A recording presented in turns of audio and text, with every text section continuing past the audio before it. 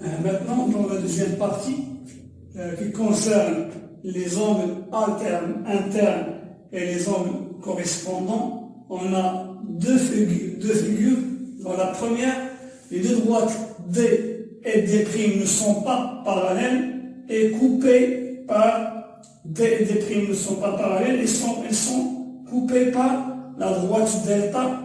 Ici, D et D' sont parallèles et elles sont coupées par la droite delta. Donc ici, on a deux droites et une séquente. Ces deux droites et cette séquente forment plusieurs angles. Ces angles formés par ces deux droites et cette séquente ont quelques relations entre eux. Par exemple, les deux angles coloriés en rouge, CBE et BEG, coloriés en rouge, on les appelle deux angles alternes internes. Deux angles alternes internes. Les angles coloriés en rouge, CBE et BEG sont deux angles alternes internes. Et on remarque que CBE mesure 75 degrés, par contre BEG mesure seulement 70 degrés. C'est-à-dire qu'elles n'ont pas la même mesure. Les deux angles colorés en vert ABC et BEF, ABC et BEF sont appelés deux angles correspondants. Deux angles correspondants. Donc deux droites avec une séquente forment deux angles correspondants et deux angles alternes internes. On remarque que BEF mesure 110 degrés. Par contre, ABC mesure que 105 degrés. C'est-à-dire que ces deux angles correspondants n'ont pas la même mesure.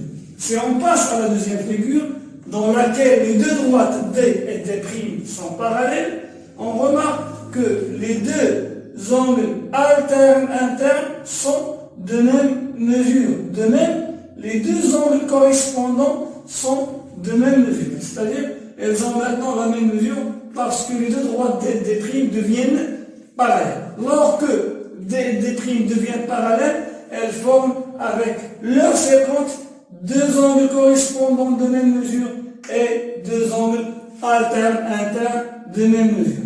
Donc, on écrit ici que A, CBE, et BEG sont appelés deux angles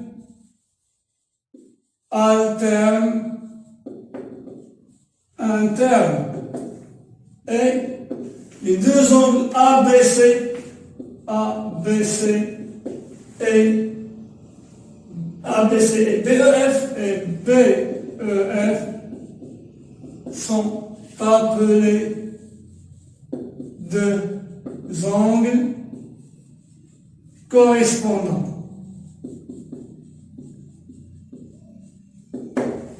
Si on prend la même notation ici dans cette figure, donc ici on a A, B, C, la même notation, ici D, E,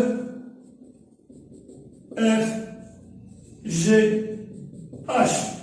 Ici, les deux angles A, B, C et B, E, F sont eux aussi deux angles correspondants. Cette fois-ci, ils ont la même mesure. Pourquoi? Parce que D et D' sont maintenant deux droites parallèles. Donc la propriété qu'on a, c'est que deux droites parallèles forment toujours avec une séquente deux angles alternes internes de même mesure et deux angles correspondants de même mesure. Donc j'écris la propriété deux droites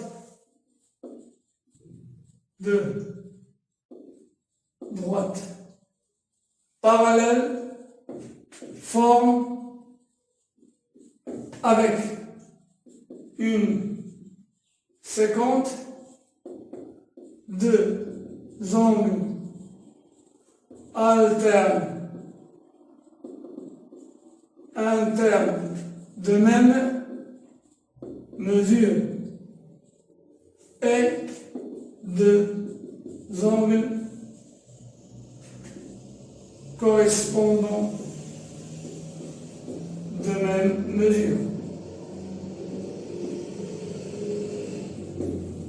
Donc, deux droites parallèles avec une séquence forment toujours deux angles correspondants de même mesure et deux angles alternes internes de même mesure. De même, les deux angles DBE et BEH sont alternes internes. Donc ici on aura aussi 120 degrés parce que BEF et DBE sont alternes internes. De même, DBE et GEH sont correspondants. GEB et DBA sont correspondants. CBE et FEH sont correspondants. C'est-à-dire qu'on a quatre paires d'angles correspondants. B, E, F et ABC sont correspondants. ABD et BEG sont correspondants. CBE et FEH sont correspondants. Et GEH, DBE sont aussi des angles correspondants.